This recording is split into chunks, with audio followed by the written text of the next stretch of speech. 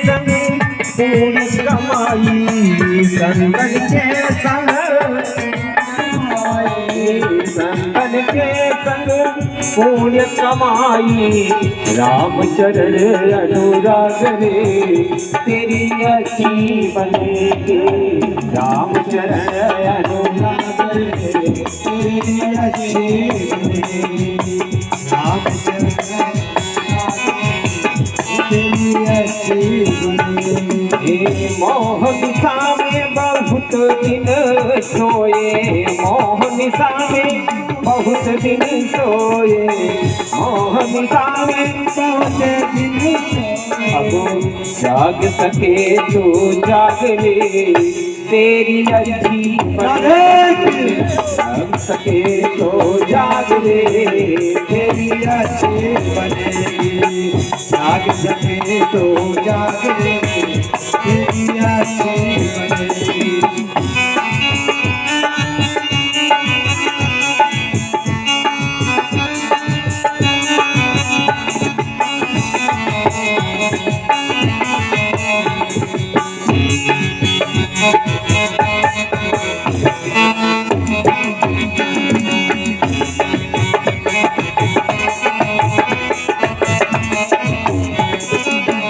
आगा से तोहें हंस करेंगे, आगा से तोहें,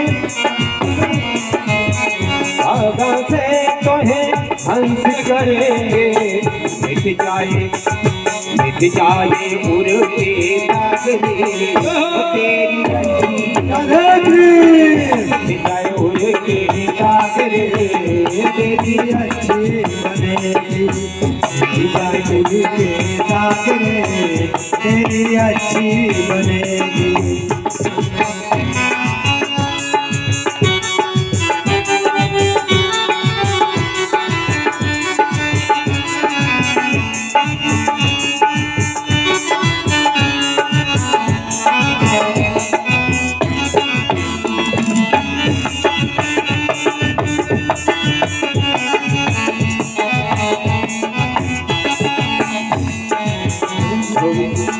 ध्रुव की बन गई प्रहलाद की बन गई, ध्रुव की बन गई प्रहलाद की बन गई, ध्रुव की बन गई प्रहलाद की बन गई। हर सुमिरन में जागरे अच्छी बनेगी, हरि सुमिरन में जागरे तेरी अच्छी बनेगी, अच्छी बनेगी तेरी बिगड़ी बनेगी, अच्छी बनेगी तेरी बिगड़ी बनेगी, अच्छी बनेगी तेरी बिगड़ी बनेगी। संतन के संग लागे तेरी अच्छी बनेगी, संतन के संग लागे तेरी अच्छी बने, तेरी अच्छी बने, तेरी अच्छी बनेगी। संत भगवान की जय।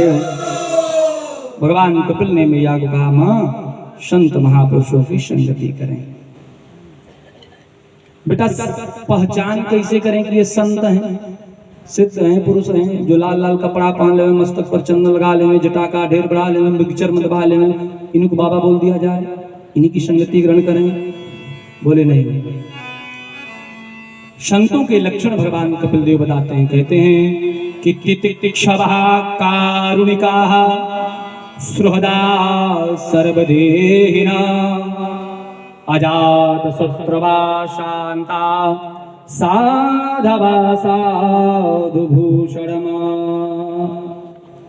ये 6 लक्षण साधुओं के बताए। पहला लक्षण तितिक्षवः, सहनशील होने चाहिए, द्वंद्वों को सहन करने की तितिक्षा शक्ति इनके पास होनी चाहिए। कोई माला पहना दे तो गदगद नहीं होना है, अब कोई गाली दे दे तो रुष्ट नहीं होना है। दोनों स्थितियों में, माला पहनाने की स्थिति में भी और अपशब्द बोलने की भी स्थिति में, दोनों स्थितियों में जिनकी मनसा दशा एक बराबर रहे वे 1 नंबर के साधु। दूसरा कारुणिकाः, तो इनके अंदर करुणा होनी चाहिए। पहचान कैसे करेंगे? ये मुंह लटका करके साधु लोग नहीं बैठते हैं, इनको दुख नहीं होता है। क्यों नहीं होता है? क्योंकि आत्मस्थ हैं, अपनी आत्मा में ही स्थित हो चुके हैं। बाह्य से मतलब नहीं, बाहर के संसार से इनको, प्रपंच से मतलब नहीं है। आत्मस्थ सस्वस्थ, वो आत्मस्थ है साधु जन। हिमालय के तलहटी में रह रहे हैं, लड्डू मालपुआ का भोग भी नहीं पा रहे हैं, फल भी नहीं मिल रहा है, बढ़िया सेब संतरा कुछ नहीं मिल रहा है, अब फिर भी स्वस्थ है। हम आत्मस्थ नहीं है, हम परस्थ हैं, इसीलिए अस्वस्थ हैं। हम भी जब आत्मस्थ हो जाएंगे तो स्वस्थ हो जाएंगे। स्वस्थ वही होगा जो आत्मस्थ है। और लक्षण बताते हुए कहा कि कारुणिक, करुणा रहे। और फिर बताया सुहृदः सर्वदेहिनाम, सर्वदेहिनाम, संपूर्ण संसार में जितने भी देही हैं, जितने भी जीव हैं, सबके प्रति अनुराग का भाव होना चाहिए। अनुराग मतलब निज प्रभु में देखहि जगत, तो कहीं सन करो विरोध।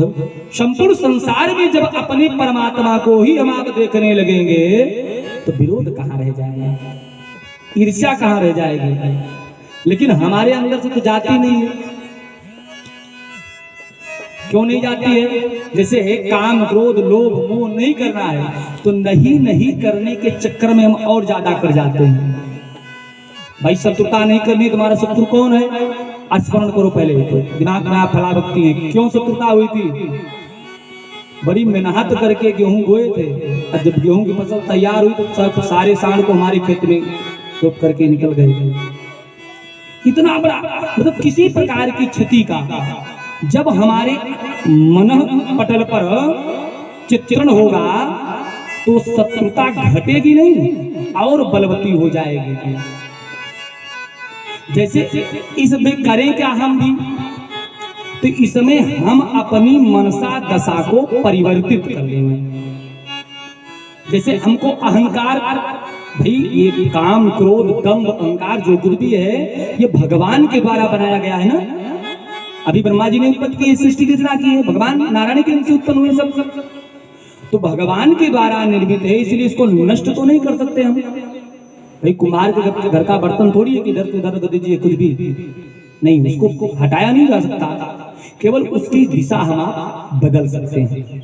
जैसे अभिमान करना है तो अभिमान कीजिए, लेकिन किस बात का? गोस्वामी तुलसीदास जी कहते हैं अस अभिमान जाए नहीं मोरे, अस अभिमान जाई नहीं मोरे, अस अभिमान जाई नहीं मोरे।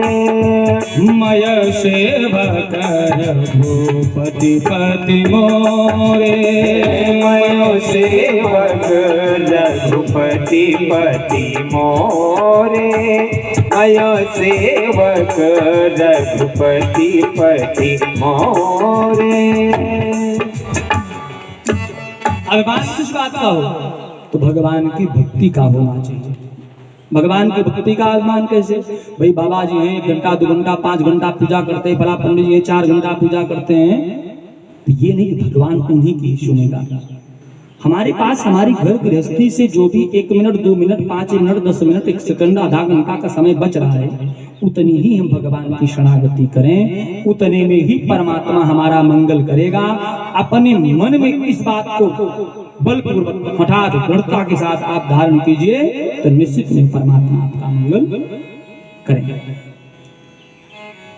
अच्छा, और भी इस दशा को कैसे समझा जाए? आजाद इसी बात को और कैसे समझे? जैसे हमारे घर में जब बिटिया का जन्म हुआ तो हमने उसको पढ़ाया लिखाया, विद्यालय में प्रवेश दिला दिया। बिटिया जब स्कूल गई तो अपने सहेलियों को बताती है कि हमारा इतना बड़ा मकान है, हमारी इतनी बड़ी दुकान है, हमारे पास ये वाली गाड़ी है। फिर समय आया 20-22 वर्ष के बाद हमने बिटिया का ब्याह कर दिया और बिटिया अपने ससुराल चली गई। तो ससुराल से लौट करके आती है तो हम ही को बताती है कि हमारा इतना बड़ा मकान है, इतनी बड़ी दुकान है, ये वाली गाड़ी है। जब यहाँ पर थी तो इस घर को अपना घर बताया, जब इस घर का त्याग करके ससुराल चली गई तब इसी को अपना घर बता दिया।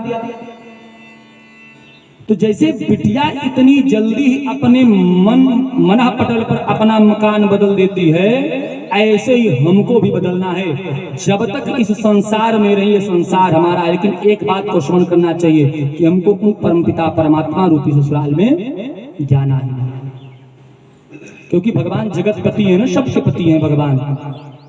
तो उन जगतपति के घर हम सबको जाना है और ऐसे ही जाना है। अगला लक्षण था कि अजात शत्रु। साधु वो कौन है? जो अजात शत्रु होता है, किसी से जिसका बैर न हो, वैमनस्य न हो, वही साधु है। जो सब में अपने प्रभु का दर्शन करेगा तो किसी से बैर कैसे करेगा? जैसे ये सारा शरीर हमारा है, ये सारा शरीर हमारा है। इस शरीर के जो अंग हैं, आंख, नाक, दांत, जीभ, ओंठ, सब किसके हैं? हमारे। इन सब को मिला करके ही तो हमारा ये शरीर रूपी एक मकान बना है। इन सब को मिला करके ये शरीर बना। इसी शरीर में ज्ञान का जन्म हुआ। वो ज्ञान क्या बताता है कि हाथ हमारा है, ये आंख हमारी है, ये नाक कान हमारा है। यद्यपि नाक अलग है, कान अलग है, हाथ अलग है, लेकिन सब क्या है? हमारा है। ऐसे भगवान के द्वारा ये जो निर्मित सृष्टि है, पेड़ पौधा जो कुछ भी है, इन सब में वो परमात्मा है। और जो परमात्मा समेत सब हमारे, जब सब में परमात्मा है तो सब हमारे ही हैं, हमसे कोई अलग नहीं है। ये संपूर्ण सृष्टि की जितनी भी भगवत रचना है, सब में परमात्मा निवास करता है, इसलिए सब हमारे ही हैं। इनको अलग से नहीं मानना चाहिए। यदि हम अलग मानेंगे तो अनिष्ट हो जाएगा। कैसे? जैसे 3200 दांत के बीच में जीवा रह रही है ना, इन 3200 ने मिल करके मान लीजिए जीवा को काट लिया, तब जीवा भी अवसर आने पर इनसे अपनी इस कुठार घाता का बदला लेगी कि नहीं? तो जीवा कहीं ऐसी जगह कुछ उच्चारण कर देवेगी, कोई मारेगा 3200 बाहर आ जाएंगे। ऐसे ही संसार में भगवान के द्वारा निर्मित सृष्टि के किसी भी अंग को हो यदि घात पहुंचाएंगे, क्रिया की प्रतिक्रिया भी होती है, वहीं से हमारा भी अनिष्ट प्रारंभ हो जाएगा। एतद संपूर्ण सृष्टि में मैया भगवत्ता का ही दर्शन करना चाहिए। आगे भगवान कहते हैं कि हे मां जिह्वां क्वचित संदसते, जिह्वां क्वचित संदसे स्वदभिस्वेदनया कथमायनयेत् यदंगमंगे निहन्यते क्वचित कुद्धतैकशमयी पुरुषाय देहा। तो भगवान कहते हैं इस प्रकार मां ऐसे संतों की संगति करना चाहिए, क्योंकि जो तितिक्षी हों, जो अजातशत्रु हों, जो सभी देहियों में स्नेह करने वाले हों, जो करुणाकर हों। तो जब इन संतों की संगति करेंगे तो भगवान के नाम रूपी महिमा का विज्ञान करेंगे, और भगवान के नाम महिमा का हम श्रवण करते करते भगवत्ता प्राप्त कर देंगे। भक्ति किसको कहते हैं? भगवत रति ही भक्ति। भगवान में रति लग जाए, यही है भक्ति। कैसे करें? तो शुचौ देशे प्रतिष्ठाप्य विजित आसन आसनम। विशुद्ध भक्ति के रूप में स्थित हो जाए, तो इसके लिए सबसे बढ़िया साधन मैया है कि संतों का आसन करें। आगे भगवान सृष्टि प्रक्रिया को बहुत विस्तार से बताते हैं। फिर भगवान कपिल अष्टांग योग का वर्णन करते हुए कहते हैं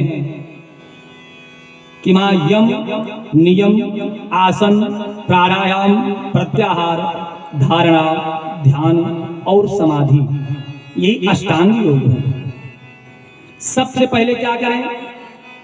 शुचो भूमि प्रतिष्ठाप्य, शुद्ध पृथ्वी पर बैठें। और क्या करें? जितासनम, आसन को जीत ले हुए। ये नहीं कि 2-4 घंटा बैठना पड़े तो आप अपनी दशा दिशा को ही बदलते रहिए। आसन को जीत करके एक आसन पर बैठे और भगवान के श्री चरणों का ध्यान करें। ध्यान करने के लिए सबसे पहले अपने नेत्रों से अपनी नासिका के अग्रभाग का दर्शन कीजिए। स्वनासाग्राव लोकनः, अपनी नासिका के अग्रभाग का दर्शन करें और फिर दर्शन करते करते अपनी चित्त को भगवान में लगावें। कैसे कि संचितयेद भगवतस् चरणारविंदम वज्रांकुशध्वज सरोरुहालांछनम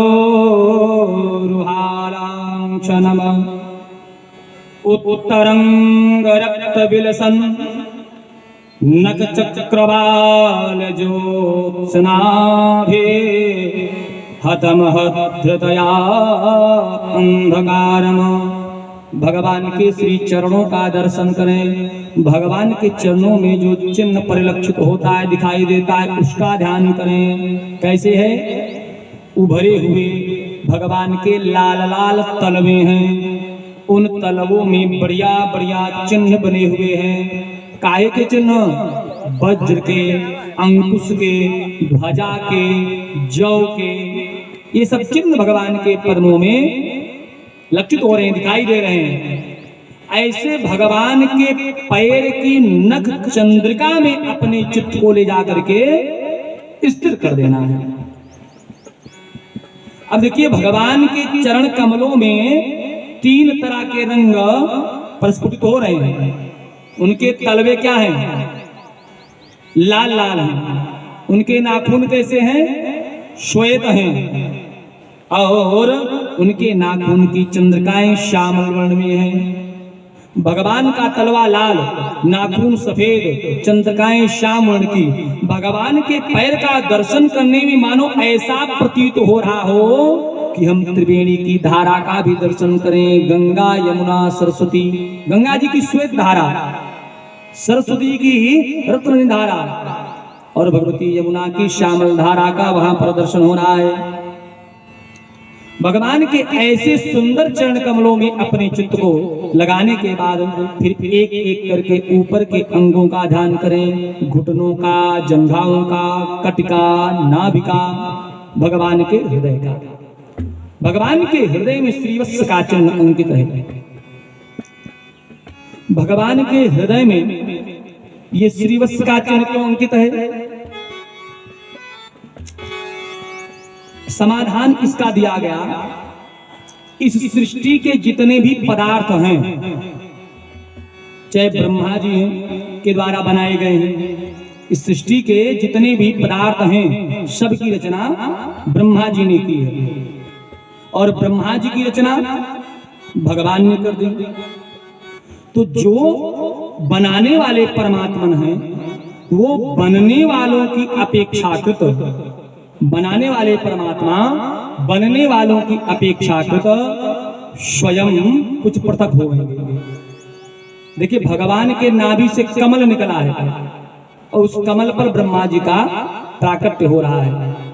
इसलिए भगवान की जब हम उपमा देवेंगे तो ब्रह्मा जी को तो भगवान ने बनाया, तो जो ब्रह्मा जी के द्वारा बनाया गया पदार्थ है उससे भगवान की उपमा देना ठीक नहीं है ना। तो जो भगवान ने बनाया है उसी से भगवान की उपमा दी जानी चाहिए। दूसरों के द्वारा बनाई हुई वस्तु से यदि उपमा दी जाएगी तो उचित नहीं होगा। भाई, जैसे आप मास्टर हैं तो आपकी उपमा शिक्षा से संबंधित दी जाए। यदि बताया जाए कि बहुत सुंदर ऑपरेशन करते हैं तो अच्छा लगेगा? नहीं लगेगा। तो जो भगवान ने स्वयं सृष्टि की है ब्रह्मा जी की, और उन ब्रह्मा जी ने संपूर्ण सृष्टि के पदार्थों का निर्माण किया, तो अब परमात्मा की उपमा ब्रह्मा जी के द्वारा निर्मित पदार्थ से देना श्रेष्ठ नहीं समझा। यहाँ व्यास जी ने ही नहीं, गोस्वामी तुलसीदास जी भी नहीं देते हैं। जब भगवान सीताराम सरकार की प्रार्थना करते गोस्वामी जी लिखते हैं कि श्री रामचंद्र कृपालु भजमन हरण भव भय दारुणम नव कंज लोचन कंज मुख कर कंज पद कंजारुणम। भगवान का आंख, भगवान की आंख कमल के समान, भगवान के पैर कमल के समान। सारी उपमाएं गोस्वामी जी ने कमल से ही दी हैं। क्यों? क्योंकि कमल का प्राकट्य भगवान के नाभि से हुआ है। कमल की सृष्टि भगवान ने की है, इसलिए भगवान की उपमा कमल के द्वारा ही दी जा रही है। आगे भगवान बताते हुए कहते हैं कि हे मैया, एक बार ध्यान से जिसने भी भगवान के मुस्कान का आनंद ले लिया तो उसके जीवन पर्यंत, उसके जीवन में शोक रूपी अश्रु सदा सर्वदा के लिए सूख जाते हैं। कि हासम हरे रवना अखिल लोकतीव शोक सुसागरम विशोषणम उदाराम। जिसने भी जीवन में भगवान मुकुंद के मुख की मुस्कान का दर्शन मात्र अपने अंतःपटल में धारण कर लिया तो उसके जीवन में शोक रूपी अश्रु की धाराएं सूख जाती हैं। भाई जैसे आपके लोटे में खारा पानी भरा है, आपके लोटे में खारा पानी भरा है और उसमें गंगा जल डालिएगा तो गंगा जल भी खारा ही हो जाएगा ना। यदि गंगा जल को ग्रहण करना है तो खारे पानी को पहले फेंकिए और फिर गंगा जल लीजिए, तब गंगा जी की गुणवत्ता को हम प्राप्त कर सकते हैं। ऐसे ही जो आंसू निकलती हो क्या है, जो आंसू में वो खारा है ना, तो जब परमात्मा ही निवास करेंगे और भगवान के द्वारा ही तो गंगा का प्राकट्य हुआ है, तो जब जिस शरीर में परमात्मा का निवास हो जाएगा और भगवान मधुरों से भी मधुर हैं, भगवान का हर अंग मधुर है, अधरम मधुरम वदनम मधुरम, भगवान के संपूर्ण अंग मधुर हैं। तो जब मधुरता रूपी मुकुंद का निवास हमारे इस शरीर में हो जाएगा तब एक खारा आंसू कहां निवास कर सकता है। भगवान कपिल जी कहते हैं कि मैया, इस संसार में जो कुछ भी प्राप्त प्रदान किया है परमात्मा ने, उन सबका भली प्रकार से उपभोग करते हुए धीरे धीरे करके संसार से विरक्त होना चाहिए। यकायक हम संसार का त्याग करना चाहें कि हम अब हिमालय की तलहटी चले जाएंगे, लौट करके नहीं आएंगे। संसार में बड़ा प्रपंच है, पत्नी पुत्र माता पिता सबके चक्कर में पड़ करके कर्म करने पड़ रहे हैं, यही कर्म दुख के कारण बनेंगे। और तुरंत अभी के भी आप निकल जाइए उपदेश लेकर के, तो मेट्रो स्टेशन से लौटना पड़ेगा। वहां पहुंचते बबुआ की याद आ गई तब क्रम के साथ चलो। क्रम में पहले आसक्ति का त्याग करें, आसक्ति में भी पहले धनासक्ति को छोड़ें, फिर परिवार जनों की आसक्ति का त्याग करें, फिर सांसारिक वस्तुओं के प्रति आसक्ति का त्याग करें। क्रम से धीरे धीरे जब हम त्याग की नौका पर चढ़ेंगे, सीढ़ी दर सीढ़ी, भाई इसे छत पर जाना है तो एक एक सीढ़ी चढ़ करके जाना पड़ेगा ना, और यकाएक जाएंगे पकड़ने का प्रयास करेंगे, छूट गया तो हाथ पर सब टूट जाएगा। ऐसे ही आसक्ति का त्याग यकाएक नहीं करना है, क्रम से सीढ़ी बाई सीढ़ी परमात्मा को हमको प्राप्त करने का विधान भगवान कपिल जी अपनी माता को बताते हैं। माता देवहूति पुनः भगवान कपिल से प्रश्न करती हैं कि भक्त कितने प्रकार के होते हैं। मैया ने कहा कि भगवान भक्त कितने प्रकार के होते हैं।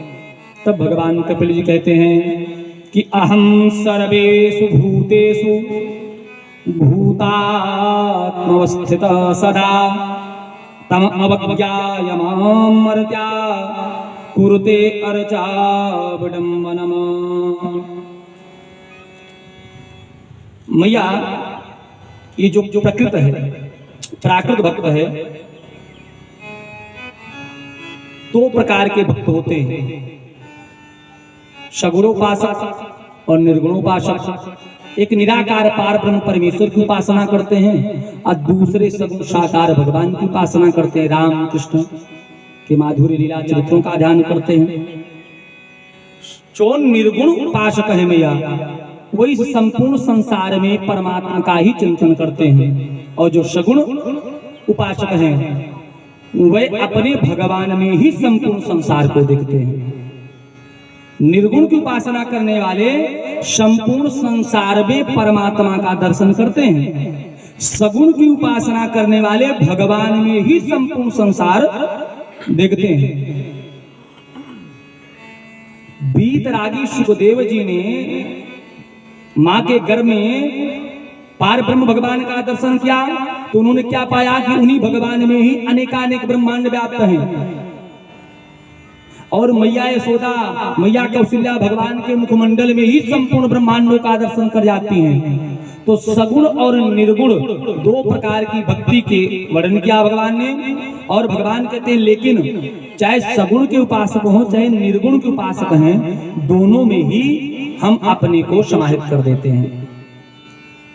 5 प्रकार की मुक्ति का भगवान ने वर्णन किया। फिर भगवान आगे नरकाद की गति का वर्णन करते हैं। नरकाद की गति का वर्णन करने के बाद भगवान मैया से कहते हैं मां, ये संपूर्ण संसार भगवान के अधीन रहता है और भगवान अपने भी अधीन नहीं करते, इसको माया के हिस्से में डाल दिया है। जब जीव का जन्म होता है ना, तो जन्म लेने के तुरंत बाद ही भगवान की माया से, वैष्णवी माया मोहिदेव पुरुषाय, भगवान विष्णु की वैष्णवी नाम की माया से मोहित होकर के जीव संसार में दुखात का उपभोग करता है। मैया ने कहा दुख कैसे उपभोग करता है? शैशवावस्था में दुख का उपभोग करता है, पौगंड अवस्था में दुख का उपभोग करता है, वृद्धावस्था में भी दुख का उपभोग करते हुए और फिर नरकात की गति का ही उपभोग करते हैं, जो भगवान के चरण शरण का आश्रय ग्रहण नहीं करते हुए।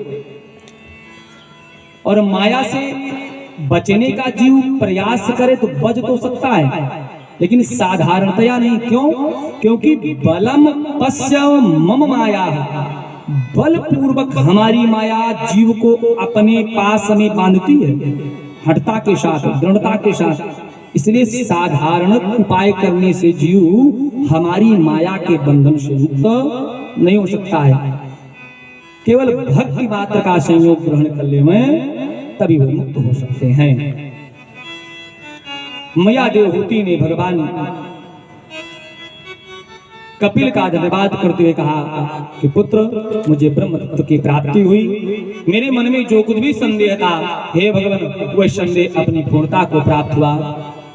अहो वत्स पचगतो गरीयान यज्जिवाग्रे वर्तते नाम तोभ्यम अते पुस्तपस्ते जो सप्न्या ब्रह्मा चूर्मां गुणयन्ति च। आपने हमारे मन में व्याप्त अंधकार रूपी वृक्ष को उखाड़ दिया।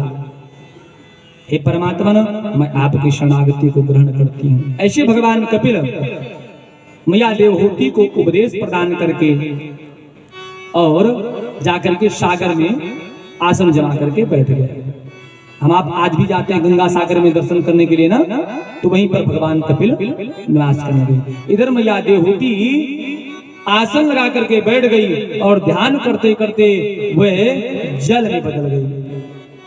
मैया देवहूति जल में बदल जाती हैं और भगवान कपिल अपने सुधाम गमन कर जाते हैं। बोले कपिल भगवान के जय। आगे भगवान व्यास जी लिखते हुए कहते हैं कि मनु की कन्याओं का वर्णन तो कर दिया। इन्हीं मनु की कन्या आकृति का विवाह रुचि प्रजापति के साथ हुआ। बताया ना भी पुत्रिका धर्म के अनुसार, पुत्रिका धर्म में जो विवाह होता है तो पहली कन्या ले लेते हैं। यज्ञ नारायण को जो कन्या ब्याही गई, महाराज मनु की सबसे छोटी पुत्री का नाम प्रसूति था और प्रसूति का विवाह दक्ष प्रजापति के साथ हुआ। दक्ष प्रजापति के 16 कन्याएं हुई। इनमें से 13 कन्याओं का विवाह धर्म के साथ हुआ।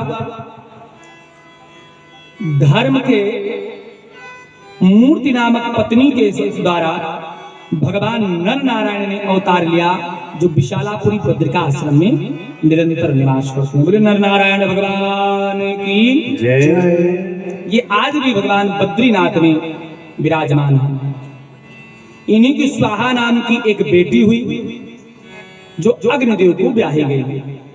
स्वधा नाम की बेटी पितरों को ब्याही गई और 16वीं बेटी जो सती हुई उसका विवाह भगवान शंकर के साथ संपन्न हुआ। बोले भूत भावन भोलेनाथ की जय। माता सती अपनी शरीर का दाह कर देते हैं। विदुर जी मैत्रेय से कहते हैं महाराज इतने छोटे अंश में नहीं, बाबा का भी चरित्र, क्योंकि बाबा भगवान का रसपान निरंतर करते रहते हैं, तो भगवान के चरित्र में भी थोड़ा सा विस्तार लाइए। विदुर जी चौंक करके कहते हैं मैत्रेय से, महाराज बड़ा आश्चर्य हो रहा है, भगवान भोलेनाथ परम सुशील स्वभाव वाले हैं, वे साक्षात करुणा के अवतार हैं, दया के मूर्ति हैं।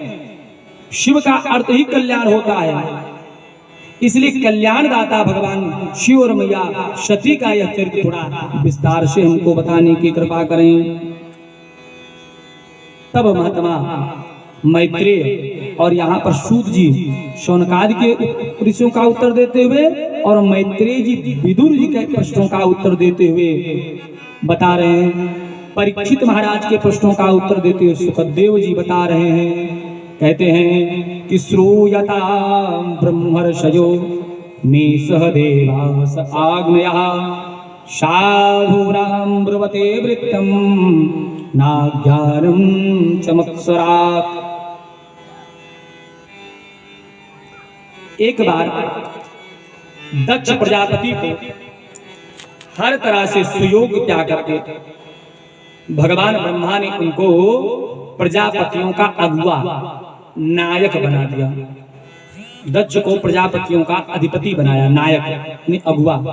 गोस्वामी तुलसीदास लिखते हैं कि देखा विधि विचारी सब लायक, देखा विधि विचार सब लायक, देखा विधि विचारी सब लायक। नायक प्रजापति नायक, प्रजापति नायक। ब्रह्मा जी ने हर तरह से योग्य पा करके दक्ष को प्रजापतियों का अगुआ बना दिया, लेकिन गोस्वामी जी आगे बताते हैं कि बड़ा अधिकार दक्ष जब पावा, बड़ा अधिकार दक्ष जब पावा, बड़ा अधिकार दक्ष जब पावा। अभिमान हृदय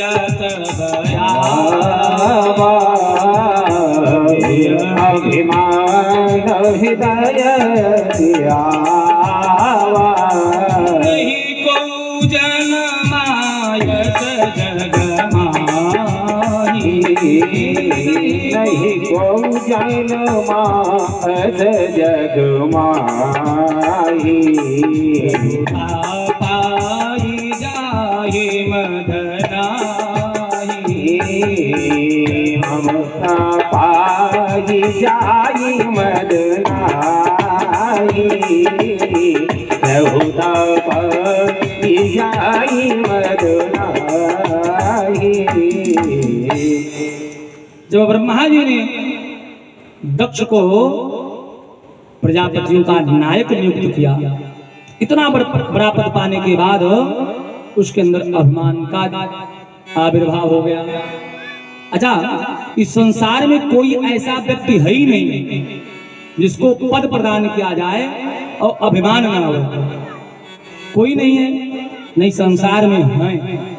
गोस्वामी जी इसके संबंध में रखते हैं कि भरत ही हो इन राज मद, विधि हरिहर पद पाई, कबहु की काजी सीकरन क्षीर सिंधु विमुषाई। भरत को नहीं अहंकार हो सकता है।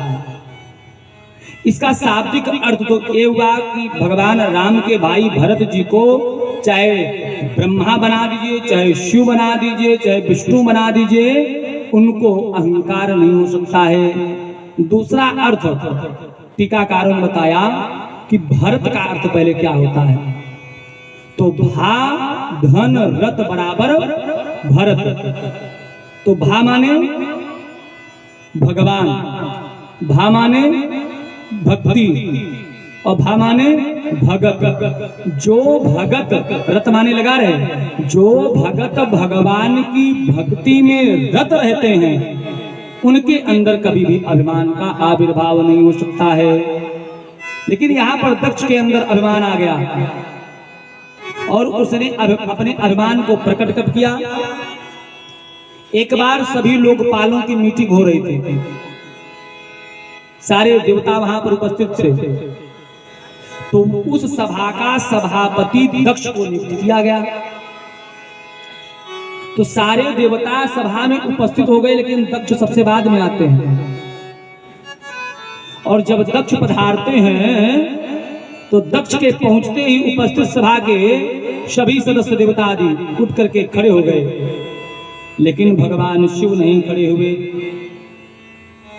भगवान के न खड़े होने से दक्ष के अंदर बड़ा क्रोध आ गया कि अरे संबंध में मैं इसका ससुर हूं, मैंने इसको अपनी बेटी प्रदान की है और ससुर का पद पिता के बराबर का होता है।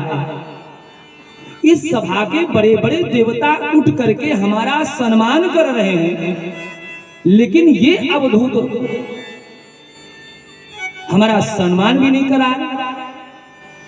दक्ष को बड़ा क्रोध आया और क्रोध में आकर के दक्ष कहता है तो श्रूयतां ब्रह्मर्षयो मे सहदेवा सहात्मयः साधूनां ब्रवतो वृत्तम् ना ज्ञानम ना तमस्सरात्। दक्ष ने कहा सावधान। अच्छा, जब कोई सभा चल रही हो और सभा का सभापति किसी को बोले सावधान, तो सब लोग उसी की तरफ दृष्टिपात करते भाई क्या बात हो गई, मंत्री जी काहे नाराज हो गए। तो सारे देवता सावधान हो गए। दक्ष कहता है कि अब आप लोग सावधान होकर के सुनिए, केवल एक ही बात मैं कहना चाहूंगा कि विशिष्ट लोगों के मध्य में विशिष्ट लोगों का ही आगमन होना चाहिए। भाई विशेष लोगों की सभा चल रही हो और वहां पर कोई अविशेष व्यक्ति पहुंच जाए तो श्रेष्ठ नहीं हो सकता है। अच्छा, बात भी दक्ष सही कर रहे हैं, विशिष्ट लोगों की सभा में विशिष्ट को ही आना चाहिए। अब बताइए, जितने देवता वहां पर उपस्थित हैं उन देवताओं में सब विशिष्ट ही विशिष्ट हैं, लेकिन भगवान शिव विशिष्ट से भी एक सीढ़ी ऊपर रहने वाले हैं।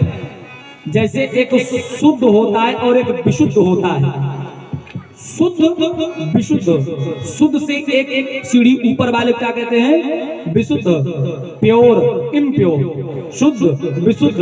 वैसे विशिष्ट और विशिष्ट से भी वैशिष्ट भगवान शिव का पद है। तो इन विशिष्टों की सभा में भगवान शिव ने आकर के गलती कर दी, लेकिन दक्ष के ऊपर तो अभिमान का भूत सवार हो चुका है। वो कहता है विशिष्ट लोगों की सभा में विशिष्ट को ही आना चाहिए। ऐसे अमंगलकारी अवधूत, भस्म रमाने वाले, अस्पताल में निवास करने वाले, मुंडों की माला धारण करने वाले इस बाबा को सभा में किसी ने बुला लिया। अरे जो गांव में नहीं रहेगा, शहर में नहीं रहेगा, समाज में नहीं रहेगा, उसको समाज की सभ्यता और रीति का बोध कौन कराएगा? ये न समाज में रहता है, न समाज के बारे में जानता है, तो इसको सभा के मध्य में क्यों बुलाया गया? अनेकों प्रकार से अब शब्दों की झड़ी दक्ष लगा रहा है, लेकिन भगवान शिव सहन किए हुए बैठे हैं। भगवान क्यों सहन कर रहे हैं शिव? उनके पास तो तीसरा नेत्र भी खुल जाए तभी कभी दक्ष समाप्त हो सकता है, लेकिन नहीं, उनमें वो अपनी पत्नी सती के पिता का दर्शन कर रहे हैं और उनके हृदय में भगवान राम निवास करते हैं और भगवान का स्वभाव ही साधु है, सरल है।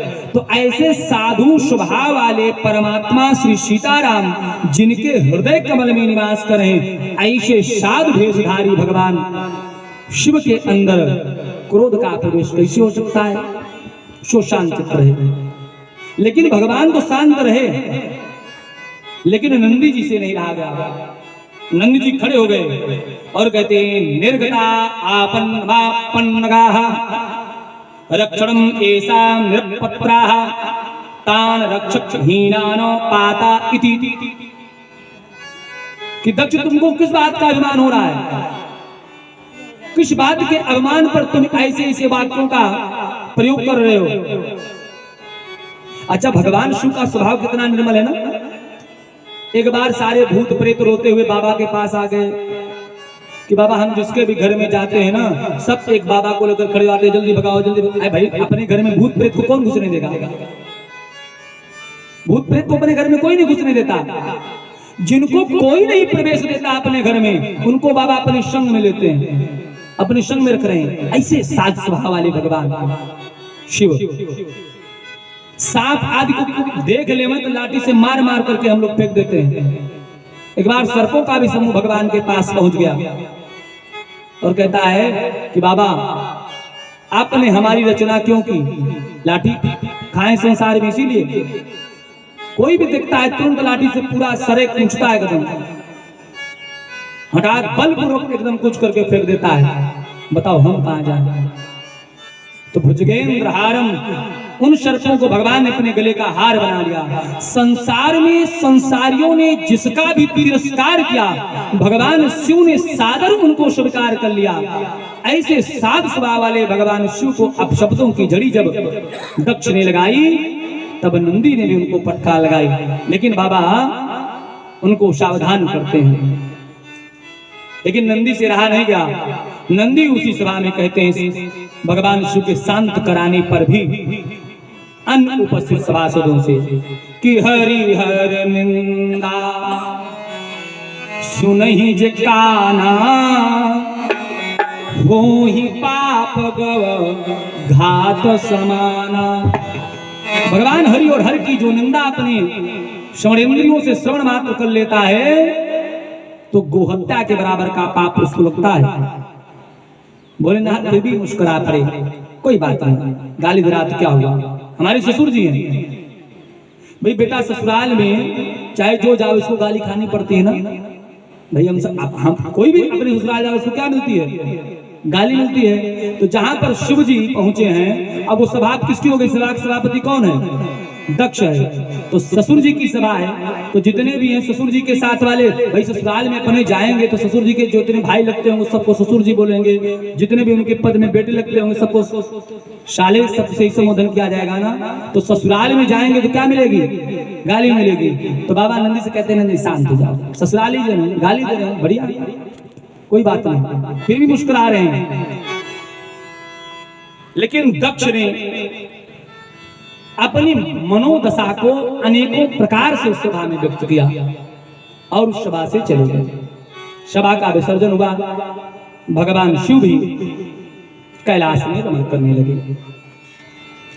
काफी समय व्यतीत हुआ तो दक्ष ने एक विशेष यज्ञ का आयोजन किया, और यज्ञ का आयोजन इस निश्चय के साथ किया कि प्रतिशोध की भावना से कि इस यज्ञ में मैं शिव को अब अंश नहीं प्रदान करूंगा। त्रिलोकी के सभी देवताओं का उस यज्ञ में आमंत्रण हुआ, भगवान शिव को छोड़कर। भगवान शिव को सब जानने वाले हैं, उनको तो पता ही लग गया। लेकिन जब भगवान शिव कैलाश पर्वत पर बैठे हैं, तो मैया सती ऊपर से जाते हुए बहुत सारे विमानों को देख रही हैं। तो बेचारे क्या सारे विमान कहां जा रहे हैं? विमानों की ये झड़ी टूट क्यों नहीं रही है? एक के पीछे एक विमान गड़गड़ाता हुआ चला जा रहा है। आखिर कुंभ का पर्व तो इस वर्ष नहीं लग रहा है कि सारे देवता हरिद्वार के लिए जा रहे हैं। कुछ देवांगनाओं को जब विमान में जाता देखा तो भगवती सती ने इशारे से पूछा, बहन कहां जा रही है? उन देवांगनाओं ने बताया कि मालूम नहीं, तुम्हारे मायके में तुम्हारे पिताजी ने बड़ा विशाल यज्ञ किया है, हम सब वहीं पर जा रहे हैं, सारी दुनिया वहां भाग ले रही है, तुम अपनी ससुराल में अभी तक क्यों बैठी हो? जो सती जी ने सुना पिताजी के यहाँ यज्ञ है, परम प्रसन्न हो गई। लेकिन फिर विचार करने लगी कि हमारा निमंत्रण नहीं आया, फिर मन में विचार करते निमंत्रण आया होगा, चिट्ठी कहीं रुक गई होगी। नहीं नहीं, भला पिताजी हमको निमंत्रण देवे, मैं उनकी सबसे प्रिय पुत्री हूँ। यही विचार करते करते सोचे कि चलो चले ही चलते हैं, लेकिन अकेले जाना भी ठीक नहीं है, बाबा को भी संग में ले चले। अब बाबा को प्रसन्न कैसे करें ले जाने के लिए? तो बड़े सुंदर शब्दों के संबोधन के द्वारा भगवती सती भगवान शिव से निवेदन करती हैं कि प्रजापतेस्ते स्वसुरस्य संप्राप्तं निर्यापितो यज्ञ महोत्सवः किल वयं च तन्नाभिशराम्बाम ते यद्याचामी विबुधा व्रजन्ति। कि स्वामी आपके ससुर जी, ये नहीं कहा हमारे पिताजी, आपके ससुर जी ने आपकी ससुराल में बड़े दिव्य यज्ञ का आयोजन किया है, इसलिए हमको आपको भी चलना चाहिए। भगवान शिव से ते ससुरस्य शब्द का प्रयोग भगवती ने इसलिए किया कि जिससे इनका मोह वहां पर जुड़े, इनको अपने संबंध की गरिमा आस्मरण में आवे। लेकिन भगवान शिव कहते हैं कि भगवती हमारा उनका आपस में तालमेल बहुत अच्छा नहीं है, और फिर हमारा निमंत्रण भी नहीं आया है, इसलिए जाना नहीं चाहिए। अच्छा, इस संसार में कभी भी प्रेम रूपी धागे को तोड़ना नहीं चाहिए, क्योंकि ये प्रेम रूपी धागा ये तोड़ दिया गया तो कितनी भी बार इसमें गांठ लगा लीजिए जुड़ता नहीं है। रही मन धागा प्रेम का मत तोड़ो चटकाय, टूटे से फिर ना जुड़े और जुड़े गांठ पर ही जाए। यदि जुड़ता भी है तो इसमें ग्रंथ लग जाती है, गांठ लग जाती है। और संसार में जहां भी गांठ लग जाए वहां पर कोई रस नहीं रहता, तत्व नहीं रहता। संसार में किसी गांठ में रस नहीं है, नहीं नहीं, एक गांठ में रस है भी। कहां? जहां गांठ तहां रस नहीं, कह रहीम जग जोय। मंडप तर की गांठ में गांठ गांठ रस हो। जहां भी गांठ पड़ जाए वहां रस नहीं है, लेकिन जब गांठ मंडप मड़ई में बांध दी जाए तो गठरी के गठरी रस मिलता है, वहीं से वंश की वृद्धि होती है, वहीं से तत्वों की प्राप्ति होती है। जहां गांठ वहां रस नहीं है, लेकिन मंडप के पास जब गांठ बांधी जाए तो उस ग्रंथ में भी रस है। लेकिन यहाँ भगवान अपने और दक्ष के संबंधों का वर्णन भगवती सती से कर भी नहीं रहे हैं कि यदि बताएंगे तो इनको ग्लानि होगी, दुख होगा, और भगवती को पीड़ा नहीं प्रदान करने की इच्छा से भगवान ने उनको दक्ष और अपने संबंध में जो वार्तालाप हुई थी उसका भी वर्णन नहीं किया। बताना भी चाहते हैं और नहीं भी बताना चाहते हैं, लेकिन बार बार जब सती ने अनुरोध ही किया तब भगवान ने कहा जाओ, लेकिन नंदी गणों को साथ में लेकर के जाओ। भगवती सती नंदी आदि गणों के साथ यज्ञशाला में पहुंचती हैं, और जब यज्ञशाला में पहुंचती हैं तो वहां पर आज सती जी अपने प्रति लोगों के व्यवहार में परिवर्तन प्राप्त कर रही हैं। उनके साथ कोई सद्व्यवहार नहीं कराया। सादर भले ही मिली, सादर भले ही मिली एक माता, सादर भले ही मिली एक माता। भगनी मिली बहुत मुस्काता, भगनी मिली बहुत मुस्काता, भगनी मिली बहुत मुस्काता। जो भी बहनें बन रही बहुत आज उलाहना वाली हंसी के साथ सती जी से भेंट कर रही हैं, केवल माँ ही उनसे भाव के साथ मिल रही है। इस संसार में माँ के बराबर का हृदय संसार में भगवान ने किसी को दिया नहीं। माँ के हृदय में जो ममता है ना, वात्सल्य है, उसी वात्सल्य के कारण ही भगवान ने माँ को स्तन दिया, उसी स्तन से दूध का धारा प्रदान की। पिता को दूध धारा भगवान ने नहीं प्रदान की, क्योंकि जो भगवान ने सृष्टि की है किसी को कुछ भी बना सकता है। जो वात्सल्य, जो करुणा, जो प्रेम माँ के हृदय में होता अपनी संतान के प्रति, वो किसी में नहीं होता है। और विशेषकर पुत्रियों के प्रति जो माँ का प्रेम होता है, उसका तो वर्णन भी हम आप नहीं कर सकते हैं शब्दों में। भाई पुत्र को अपनी आंखों के सामने अनवरत देख रही है, पुत्र उसकी पत्नी उसके संतानों को देख करके उनके सुख वैभव आदि को देख करके माँ प्रसन्न हो रही है। लेकिन माँ एक गराई भोजन को भी जब अपने मुख में डालती है ना, तुरंत पुत्री का स्मरण करती, पता नहीं बिटिया ने भोजन किया कि नहीं किया।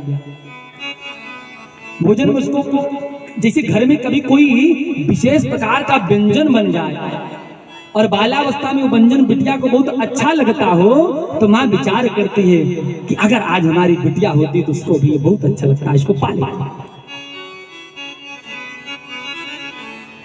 निरंतर माँ के हृदय में अपनी बिटिया के प्रति की जो प्रेम भावना है वो समाप्त होने का नाम ही नहीं लेती। जैसे समुद्र की गहराई को मापने का कितना भी प्रयत्न किया जाए, उस गहराई को हम आप नहीं माप सकते हैं। ऐसे माँ के हृदय रूपी समुद्र में बिटिया के लिए प्रेम की कितनी गहराई है, उसको मापना संभव नहीं।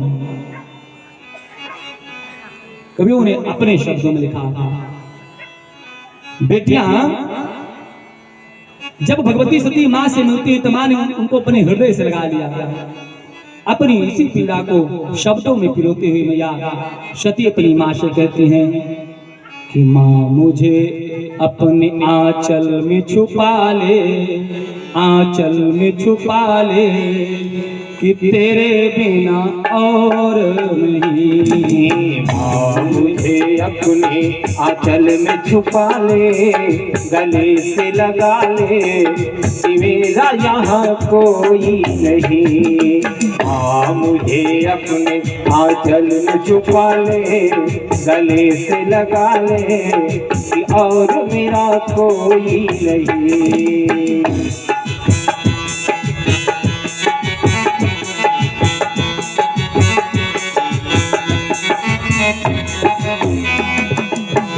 माँ बेटी का है इस जग में, माँ बेटी का है इस जग में, बड़ा ही निर्मल नाता है।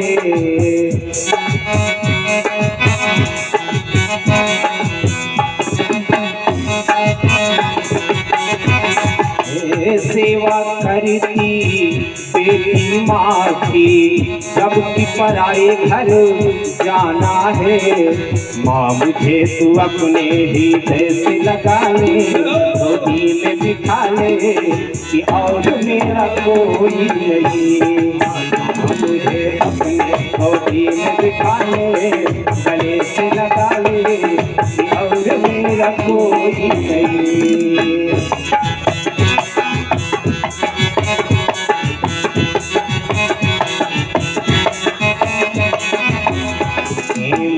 मुझे अपने आंचल में छुपा ले, गले से लगा ले, कि और मेरा कोई नहीं। माँ मुझे अपने आंचल में छुपा ले, गले से लगा ले, कि मेरा कोई नहीं, और मेरा कोई नहीं, कि और मेरा कोई नहीं। राधे कृष्ण। भागवत भगवान की जय।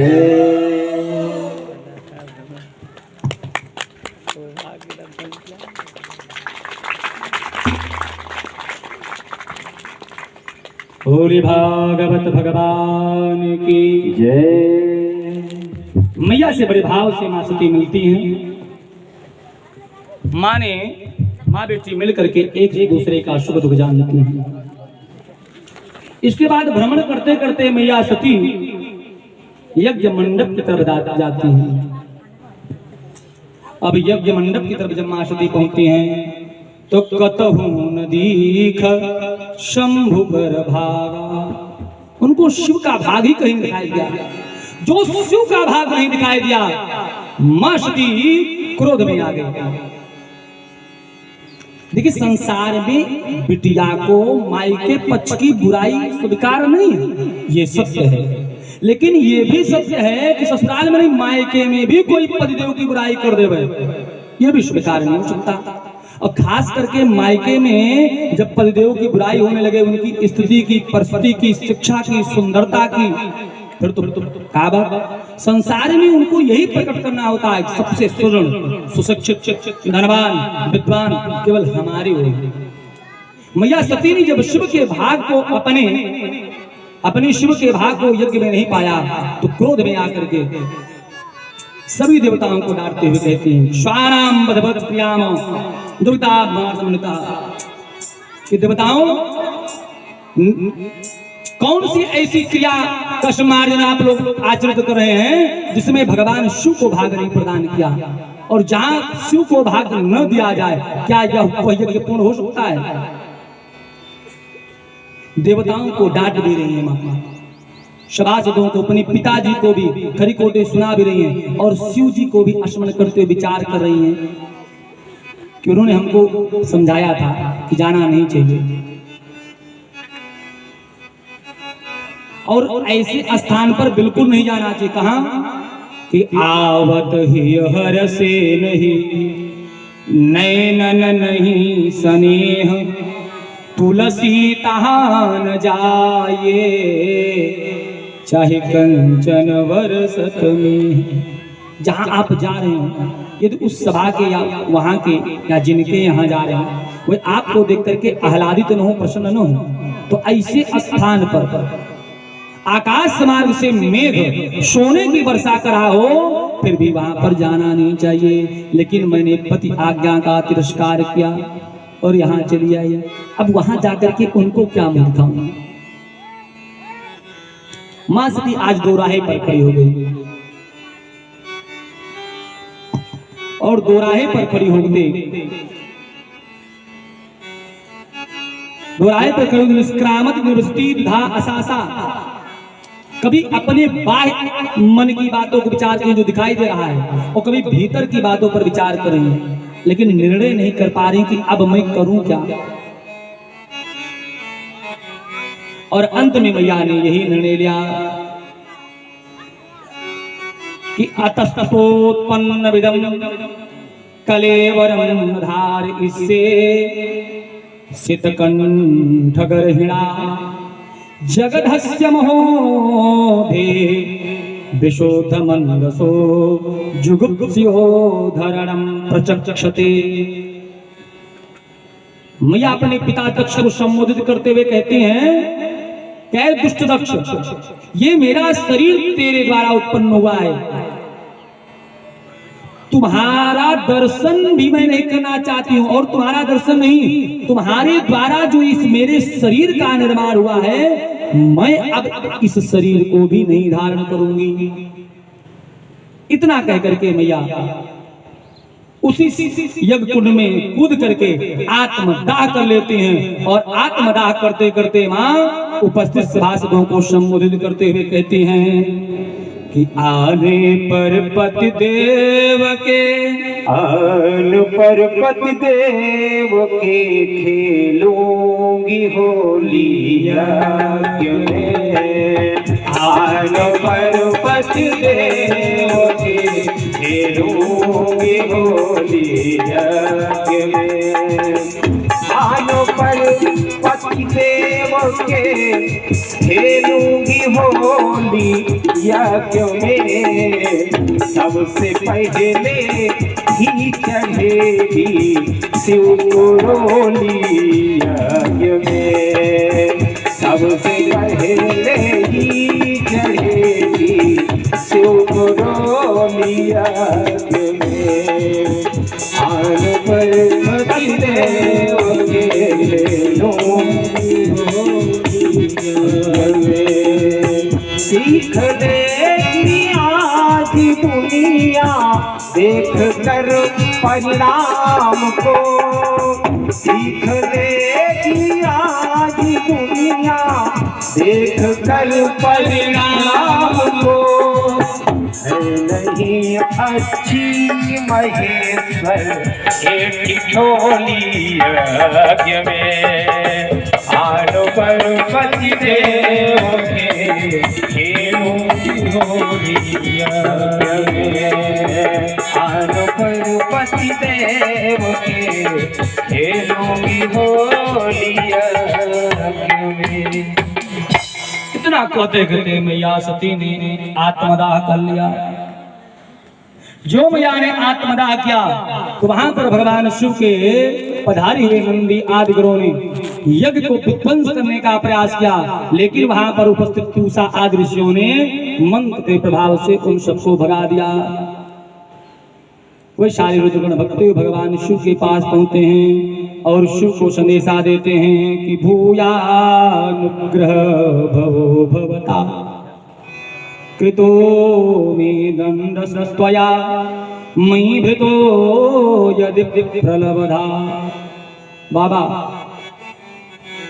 यज्ञ का संपूर्ण वृतांत पहुंच करके सभी रुद्रगणों ने भगवान को बताया। जैसे ही भगवान शिव ने सती के दाह की बात को श्रवण की, सुनते ही उनका शरीर क्रोध से भर गया। अब क्रोध से भरे हुए भगवान शिव ने अपने सिर से एक बाल को उखाड़ा जटा से और पृथ्वी पर जो पड़का, क्यों ही भगवान वीरभद्र का प्राकट हो गया और चंडी आदि देवों का वीरभद्र भगवान की जय। प्रकट होते भगवान वीरभद्र ने भगवान शिव से निवेदन किया, महाराज क्या आदेश है? भगवान शिव ने क्या जाकर के दुष्ट दक्ष के यज्ञ को विध्वंस करो और वहां पर उपस्थित सभी देवताओं को यथा योग्य दंड प्रदान करके ही आना।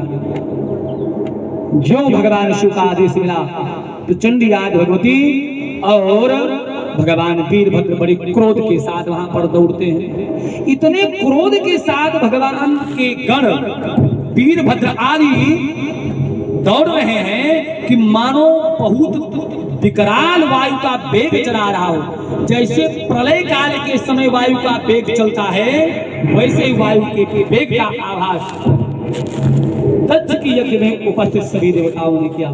तो कुछ देवता तो आभास मात्र से ही चले गए, कुछ देवता तो आभास मात्र से चले गए और कुछ वहां पर उपस्थित रहे। तो वहां पर पहुंचते ही सबसे पहले पूषा मिले।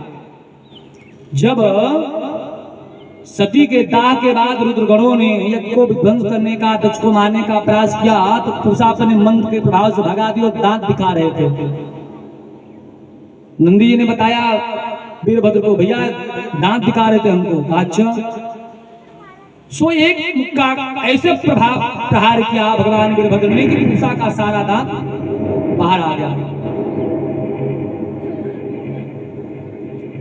अपने दाढ़ी पर हाथ फेरे थे ऋषिवर, उनकी दाढ़ी को उतार करके फेंक दिया। ऐसे वीरभद्र ने अनेकों प्रकार से उत्पात करके संपूर्ण यज्ञ को विध्वंस किया और अंत में दक्ष के सर को भी धड़ से अलग कर दिया। दक्ष का संपूर्ण यज्ञ विध्वंस हो गया और दक्ष भी मृत्यु के वशीभूत होने को हो गया। इधर भगवान शिव का क्रोध शांत नहीं हो रहा है। इधर भगवान शिव का क्रोध शांत नहीं हो रहा है। उधर दक्ष का यज्ञ भी समाप्त हो चुका है, विध्वंस हो चुका है। सभी देवताओं को संग में लेकर के ब्रह्मा जी भगवान शिव की प्रार्थना करते हुए पूछते हैं, निवेदन करते हैं, बाबा सब अबोध है, उनसे जो अपराध हुआ हो उसको आप क्षमा करें। जिस यज्ञ का आयोजन कर लिया जाए, यदि वह यज्ञ पूर्ण नहीं होता है तो इससे बड़ा अपराध संसार में शायद ही कुछ हो। देवताओं की बार बार प्रार्थना पर भगवान शिव प्रसन्न हुए और कहते हैं, लेकिन एक बात बताओ भैया, जहां हमारा भाग है ही नहीं है वहां हम काय के लिए जाएं? जब हमको भाग दिए तो पहले ही पहुंच गए होते, अभी ये नहीं तो हम काय जाए।